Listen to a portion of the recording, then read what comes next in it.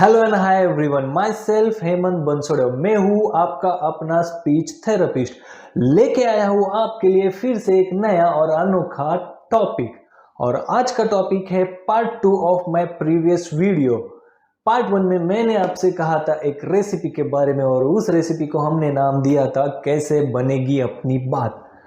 वादा किया था आपसे वापस लौटूंगा पार्ट 2 लेके और बताऊंगा इस रेसिपी में क्या गड़बड़ होती रहेगी जिसके वजह से हमारी बात मुमकिन ना होती होगी। So here I am presenting part 2, possible difficulties और the reason for the difficulty in the speech. I have divided it into 3 types: type A, type B, type C. Type A, the first reason would be organ damage or organ deformity.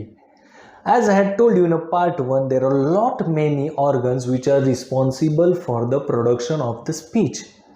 If any of these organs or multiple of these organs are having any kind of congenital deformity or damage which is acquired, the performance of these organs for the production of speech will not be good enough, and hence there would be difficulty in production of a speech. Reason number 2 where difficulty would be muscular in origin. So all these organs which are responsible for the production of a speech are actually supplied by the muscles, and they are operated by the muscles to deliver an appropriate movement which will lead to production of a speech. And if these muscles are not having ample amount of power, or due to some reasons there is any kind of a weakness, these muscles will not be able to perform their task up to the mark, and hence there will be difficulty in production of a speech. Difficulty number 3, difficulty which will be neuromuscular in origin. So whatever we speak, it actually has to be received from the brain by the nerve pathway, and it has to be delivered to the muscles at the end, and the muscle has to make a movement according to the message which it has received from the brain. But if any of this chain is broken, or if nerves are not able to receive this message from a brain appropriately, or not at all able to receive it, muscles will not get any kind of a message to make a motor movement responsible for the production of a speech. And if this is the case, there would be difficulty in production of a speech. Let's move to type B, and first among it would be sensory perception difficulty.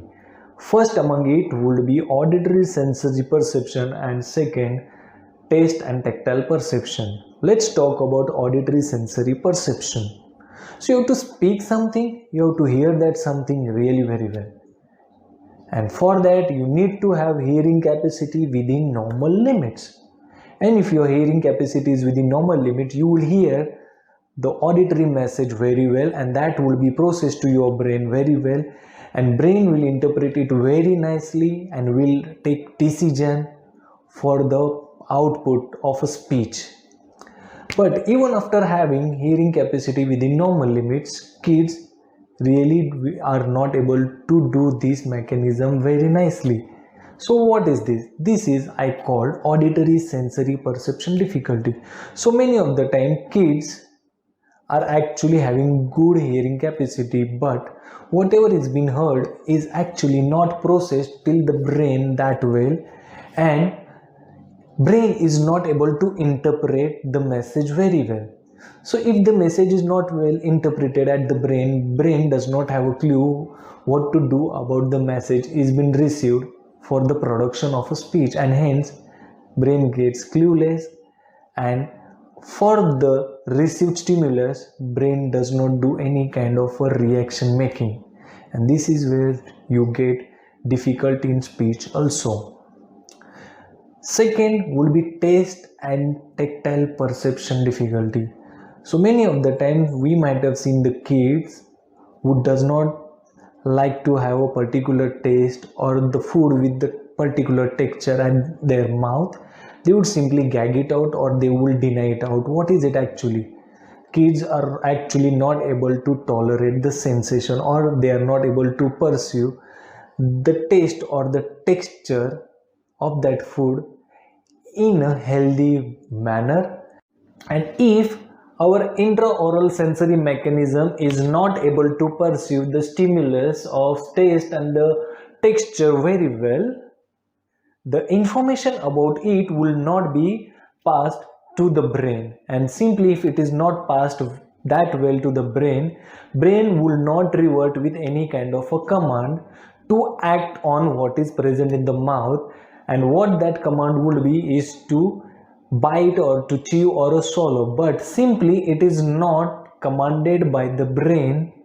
Our oromotors or our articulators will not realize what they are exactly supposed to do. So what happens here, our oromotors or our articulators will not realize their primary function. And if primary function is not realized well, doing secondary function would be an impossible task for the oromotors and the articulators. And what is that secondary function? Is production of a speech, because all those muscles which are involved for the biting, eating and chewing of the food are simply utilized for the production of a speech too. And hence, in the presence of sensory perception difficulty of taste and texture, you would have a kid who would have difficulty in production of a speech. Now moving to the another reason, which is low intellectual capacity. So for example, everything whichever I have told you is happening in a right way, is happening all fine, but whatever is been heard, whatever is been processed up to the brain is not understood at all due to the low intellectual capacity. Then whatever is been not understood well due to low intellectual capacity, what is to be spoken, what is to be given as an output reaction from a mouth will not be possible for the brain, and then you will have difficulty in production of a speech. And whatever I have told you in type B difficulty is more or less difficulty which is receptive difficulty in origin, and because the difficulty is there in reception, it will always cause a difficulty in expression, and that is what we call difficulty in production of a speech. Throughout the videos I talked to you lot many difficulties, and these difficulties are not to make you demotivated, but just to make you aware what you can do rightly with your kid if your kid is having any kind of these difficulties. और difficulties के बारे में आपके साथ बहुत बातें की, इसके लिए जाते जाते एक फाइन और पॉजिटिव नोट पे बाय बाय करना चाहूँगा। हौसले है तो ही मंजिलें मिलेगी, जज्बा है तो ही रास्ते कटेंगे, और उम्मीद है तो ही शिखर हासिल होंगे। Signing off from here myself Hemant Bansode, आपका अपना स्पीच थेरेपिस्ट।